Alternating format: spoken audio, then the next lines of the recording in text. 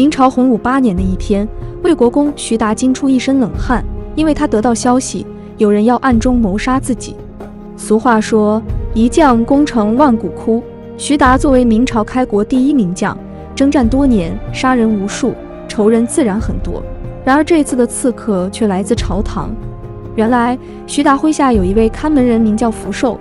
丞相胡惟庸暗中和福寿结交，福寿起初把胡惟庸当作朋友，直到有一天胡惟庸劝他帮自己刺杀徐达，福寿才知道自己被利用了，于是将计划告诉徐达。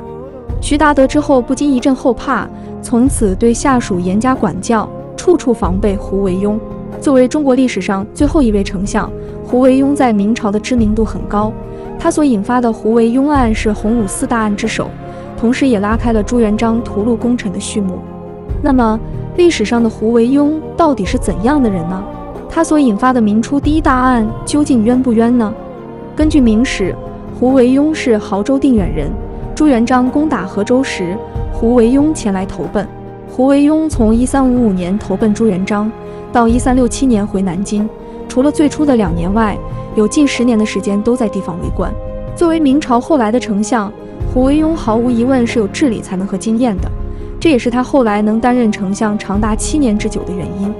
换句话说，他是个奸臣，但并非庸臣。李善长告老还乡后，朱元璋为了丞相人选煞费脑筋，为此还特地请教刘伯温。刘基说，杨宪虽然有能力，但没有丞相的气量。汪广洋的见识太过狭隘，不适合做丞相。胡惟庸就像是个心高气傲的牛犊，让他来犁地，说不定地没犁好，犁子还被他搞坏。不得不说，刘伯温对几人的评价非常准确。朱元璋先用了杨宪，之后杨宪因为太过激进被诛杀，朱元璋又用了汪广洋，把胡惟庸升为左丞。于是胡惟庸开始露出他狡猾的一面。汪广洋是一位老实人，但是能力不足。朱元璋是一位雄才大略的帝王，严于律己，严于待人，对丞相的要求自然是高的。再加上胡惟庸凡事都表现得很积极，有时候甚至会越过汪广洋，直接向朱元璋汇报自己对治国理政的看法，这更加让朱元璋觉得汪广洋遮挡了胡惟庸的才能。于是在洪武6年，朱元璋抓住汪广洋的错处，将他贬到广东。半年后，胡惟庸正式被扶正上位。起初他很努力，受到朱元璋信任，但随着他坐稳丞相之位，就开始搞小动作了，比如私自决断朝中一些生杀废贬的事，看到有说自己和同党坏话的奏折，也私自扣下。如此一来，那些热衷功名的投机分子都聚拢在胡惟庸门下，其中包括屠杰等朝中大臣。记住屠杰这个名字，因为他是明朝第1起惊天大案的关键。胡惟庸趁此机会大肆培养党羽，打压异己分子。李善长虽然退下了，但他的弟弟李存义还在朝中，胡惟庸便和李存义结为姻亲。而那些反对胡惟庸的大臣都被以各种方式迫害了。但朝中也有人不怕胡惟庸，比如刘伯温和徐达。刘氏御史中丞，有弹劾百官之权，徐达是勋贵中的第1人。2人不断向朱元璋汇报胡惟庸的恶劣行径，让胡惟庸十分不爽。洪武8年，刘伯温生病，胡惟庸带着太医去给他送药，刘基喝过药后没多久就死了。刘伯温之死在明史中是个谜团，被谋害的可能性极大。刘基死后，胡惟庸开始对付另一位大佬徐达，因此便出现了开头那一幕。如果说刘基之死没有十足的证据证明是胡惟庸下毒的话，那么从他谋划刺杀徐达来看，胡惟庸已经达到了权势滔天、无法无天的地步。天欲其亡，必使其疯狂。但胡惟庸并非因为这些事而死，他的落马还要更戏剧化。胡惟庸知道，批判的武器代替不了武器的批判，他光掌握了笔杆子，没有枪杆子保护也没用。于是第一批被胡惟庸拉拢的武将出现了，他们就是吉安侯陆仲亨和平凉侯费聚。陆仲亨和费聚都是明朝开国功臣，但2人都犯过错而被朱元璋斥责过。胡惟庸通过利诱，让2人归于自己门下。胡惟庸授权2人在外招兵买马，以备不时之需。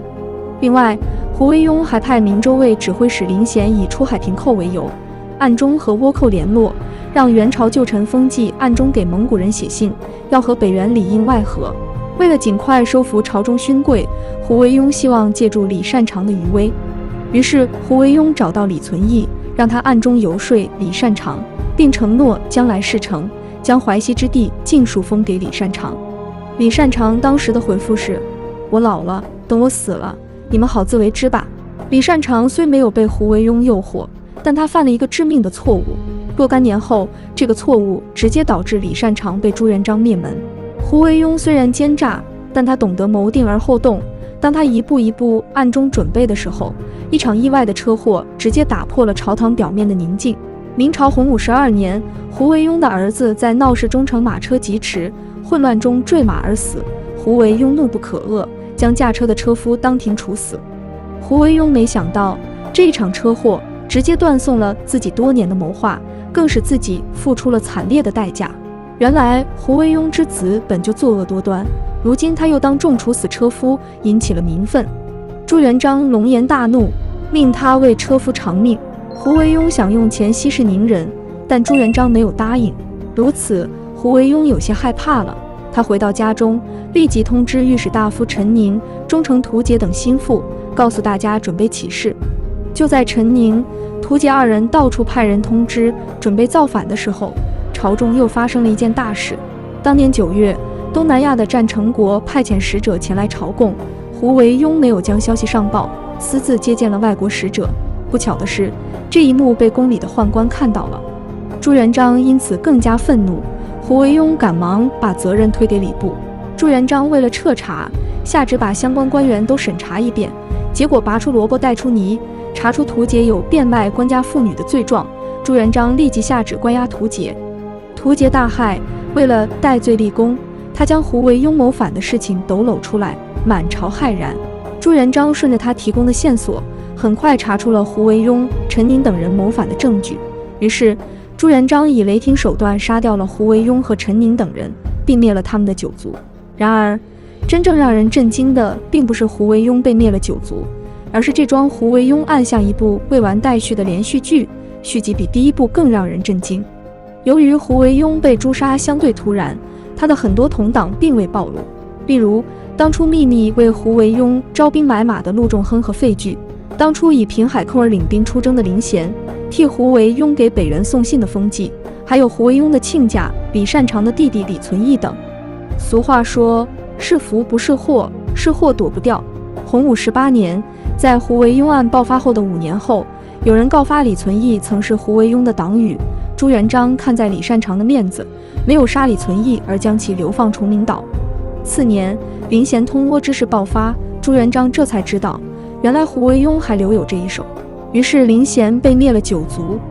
洪武23年，蓝玉率兵北征，抓获了封季。2年后，李善长的家奴丁宾犯案被抓，李善长3番2次向朱元璋求情，要求释放丁宾。李善长的异常举动引起了朱元璋的警觉，朱元璋下令严审丁宾，结果审出丁宾之前曾在胡惟庸家做事，胡惟庸案爆发后，他才投奔李善长。根据丁宾招认，当年胡惟庸曾拉李善长下水，李善长虽然拒绝，但并没有告发胡惟庸。李善长的知情不报让朱元璋惊讶又愤怒，最终70岁高龄的李善长也未能幸免，全家被杀，只有李善长之子李琦因是公主驸马才得以免死。事情还没完，随着丁宾的逐渐招供，胡惟庸当年的阴私逐渐被抖露出来，朱元璋怒不可遏，举起屠刀开始大杀四方，朝堂之上流血飘橹。最终胡惟庸案导致明朝1位公爵、21位侯爵被株连，其他无爵官员不计其数，合计被株连者多达3万余人。一人造反，9族流血，3万人为其垫背，胡惟庸也算开创了历史记录。胡惟庸案位列洪武4大案之首。这场案子发生时，太子朱标仍在，朱元璋并没有为继承人扫清障碍的需要。胡惟庸被诛，更多还是咎由自取。老子中有句名言：直持盈满，不如适可而止。如果拥有富贵和权柄之后，不加以约束，那就会越加骄奢，愈加追求更多的权柄和欲望，这就为灭亡留下了祸根。